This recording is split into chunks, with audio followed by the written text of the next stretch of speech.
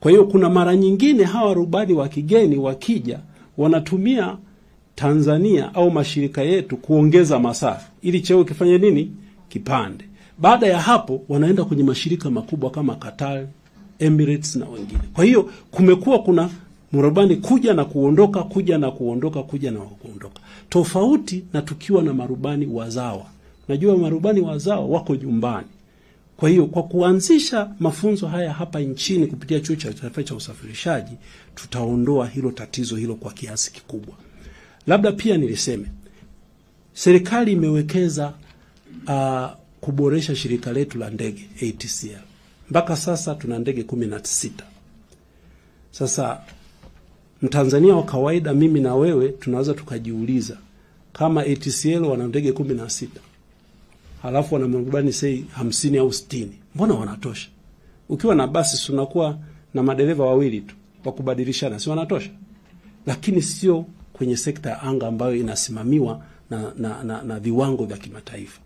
Mfano tu, Bombardier moja kwa siku inatakiwa iwe na seti 6 za marubani. Maana yake Bombardier moja kwa siku moja inatakiwa iwe na marubani kwa wastani 12. Kwa hiyo kama ina wastani wa marubani 12, ukiwa na Bombardier 4, maana yake unahitaji marubani 48. Kwa tunapozungumzia upungufu wa marubani, tunaangalia kwenye hali halisi na matakwa ya usafiri wa anga ambayo yanasimamiwa kimataifa. Sasa hiyo ni Bombardier. Mfano ukienda kwenye hizi ndege kubwa, zinahitaji wastani wa seti 7 mpaka 8, na zile kubwa kabisa mpaka seti 9. Lakini zaidi mnajua kwamba tuna safari kwa mfano ya China. Sasa safari ya China, rubani akisafiri kwenda China, huwezi kusema muda umefika kalale kidogo, ukisha lala uingie kwenye ndege urudi. Yule rubani akifika China, timu nzima inaondoka kwenda kulala, inaingia timu mpya ambayo inarudi na ndege wapi? Tanzania.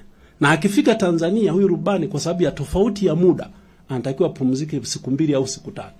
Kwa hiyo unaweza kaona ni marubani kiasi gani ambayo wanahitajika. Hiyo ni ATCL tu. Lakini wote tunafahamu jitihada za rais wetu Samia Suluhu Hassan, ambaye kupitia Royal Tour watalii wameongezeka.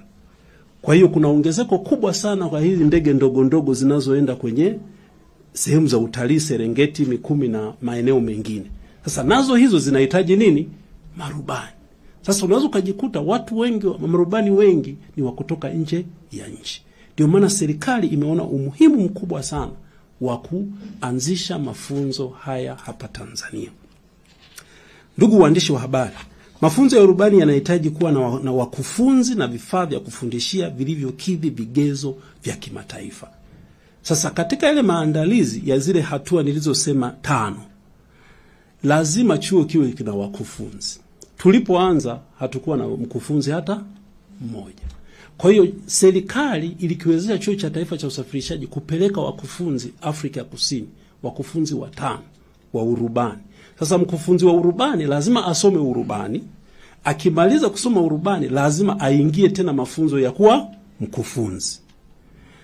Ninaomba niwataarifu wa Tanzania na waandishi wa habari kwamba tunaishukuru sana serikali. Kati ya marubani 5, 3 wamesharudi Tanzania. Na ndio mnaowaona hapa. Ni vijana wa Kitanzania, na naomba Ashrafa usimame. Huyu ni mwanamke na wanawake wanaweza, sio?